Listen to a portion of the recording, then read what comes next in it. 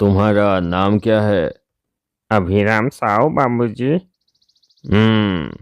तो तुम्हारा घर कहाँ है? उलईपुर गांव में बाबू, उड़ीसा।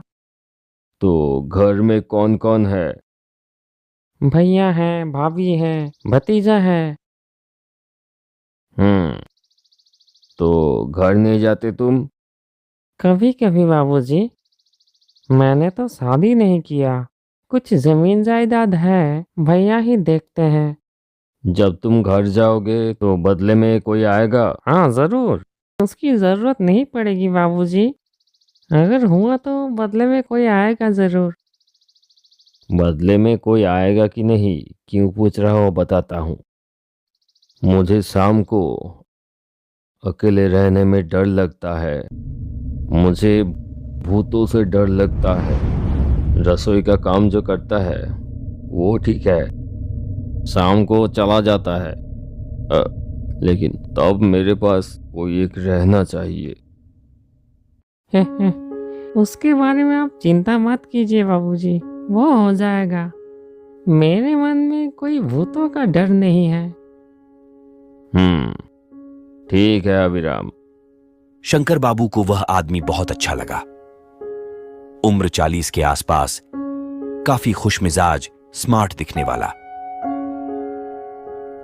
स्टेट बैंक के एक कर्मचारी। शंकर बाबू 7 दिनों के लिए स्थानांतरित होकर पश्चिम बंगाल और उड़ीसा की सीमा पर एक छोटे से शहर कंचनतला में आए। एक व्यक्ति अकेला, 2 कमरों का एक छोटा सा एक मंजिला मकान मिल गया। इससे उनका गुजारा हो जाएगा, लेकिन घर का माहौल शांत है, इसलिए एक नौकर की जरूरत हमेशा रहती है। शंकर बाबू का भूतों से डर असली डर है। कई सालों तक काफी कोशिशों के बावजूद वह इससे उबर नहीं पाए। अभिराम दिन ब दिन शंकर बाबू को और अधिक पसंद करने लगा।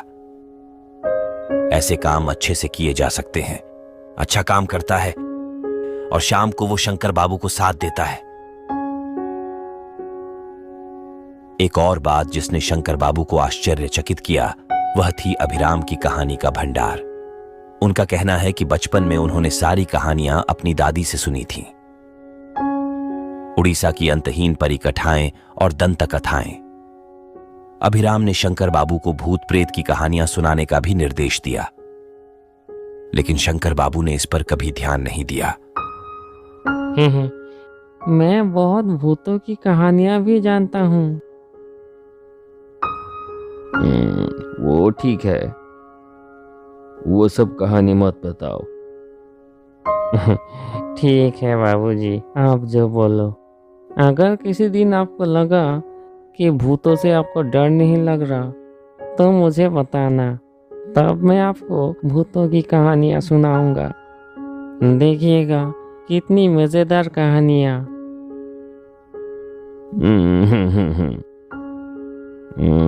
तो तुम खुद भूतों पे विश्वास रखते हो? मेरा मानना ना मानना से क्या होगा। भूत है तो है, नहीं है तो नहीं है, किस्सा खत्म। लेकिन एक बात है, सभी भूत खराब नहीं होते। अच्छा भूत हुआ तो क्या नुकसान है। और ज्यादा बातें नहीं हुई। इस घटना के 3 महीने बाद एक बरसात की सुबह अभिराम शंकर बाबू के पास आया और बोला, बाबूजी, भैया से चिट्ठी आई है। ज्यादा बरसात के कारण फसलों की बहुत नुकसान हुई है। भैया अकेले संभाल नहीं पा रहे हैं। मुझे 3-4 दिनों के लिए जाने दे सकते हैं बाबूजी? ऐसे में शंकर बाबू ना नहीं कर पाए। लेकिन तुम जाओगे तो बदले में किसी को रख के जाओगे तो? जरूर, अच्छा आदमी दूंगा, लेकिन उतना बातचीत वो नहीं करेगा। वो ठीक है, शाम को मेरे साथ रहेगा तो भी चलेगा। तो फिर ठीक है, आप जब तक सोने नहीं जाएंगे तब तक वो आपके पास ही रहेगा। अभिराम चला गया। 3 दिन बाद शंकर बाबू को अपने नौकर से एक पोस्ट कार्ड मिला। खबर अच्छी नहीं है। 3 दिन और लगेंगे व्यवस्थित होने में, फिर अभिराम लौट आएगा। शंकर बाबू और क्या ही करें। इस बीच अभी के नौकर को उन्हें खास पसंद नहीं आ रहा। चेहरा बहुत मायूस सा है, हालांकि अच्छा काम करता है। अगली सुबह रेडियो पर खबर सुनकर शंकर बाबू चौंक गए। उनके नौकर के गांव और आसपास के अधिकांश क्षेत्र में हुई मूसलाधार बारिश के परिणाम स्वरूप हजारों लोग मारे गए और कई लोग बेघर हो गए। शंकर बाबू सिर पर हाथ रखकर बैठ गए। वह निर्णय ले सकता था कि इस स्थिति में क्या करना है। पत्र लिखने से कोई फायदा नहीं, अभिराम भी लिखेंगे इसकी कोई उम्मीद नहीं है। अभिराम के प्रतिस्थापन निताई ने भी इस संबंध में मदद नहीं की। रात 10 बजे तक निताई बाबू के साथ रहा। शंकर बाबू अकेले ही अपने शयन कक्ष में दाखिल हुए। बिस्तर पर लेटे लेटे उसे एहसास हुआ कि उसकी नींद आने की संभावना बहुत कम थी। वह धैर्य की कमी को शिद्दत से महसूस कर रहे हैं। धीरे धीरे रात होने लगी। कीड़ों का निरंतर शोर आ रहा है। अब वह लोमड़ी की पुकार में शामिल हो गया। क्या हुआ, क्या हुआ, क्या हुआ? हुआ फिर क्या? शंकर बाबू के सिर पर आसमान टूट पड़ा। इस दौरान भूतों के डर से लहरें उसके सिर से खेल रही होती हैं। वो क्या है? पैरों की आवाज लग रही है। शंकर बाबू समझ गए, उनका गला सूख गया है। बाबूजी,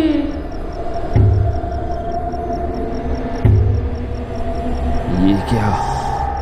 ये अभिराम की आवाज है। अभिराम हो क्या?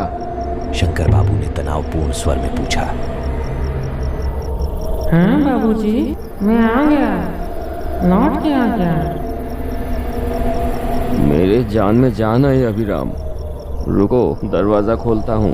नहीं बाबूजी, मत खोलिए। मतलब? खोल के कुछ देख नहीं पाएंगे। मतलब? मैं अभिराम हूँ बाबूजी, लेकिन असली अभिराम नहीं। मैं अभिराम का भूत हूँ। नदी की बाढ़ में मैं बह गया।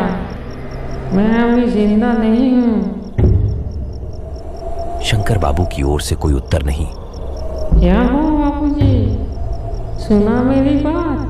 बाबूजी, अब भी कोई उत्तर नहीं।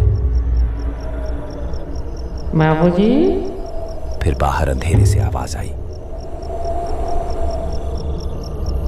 अब घर के अंदर से आवाज आई।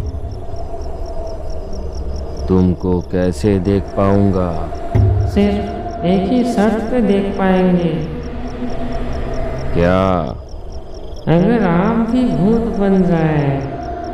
वही तो बता रहा हूँ तुमको। तुम भूत हो गए सुन के ही तो मेरे धड़ से आत्मा अलग हो गई। मेरी लाश पड़ी हुई है बिस्तर पर, आंखें छत की तरफ। उसमें जीवन नहीं है।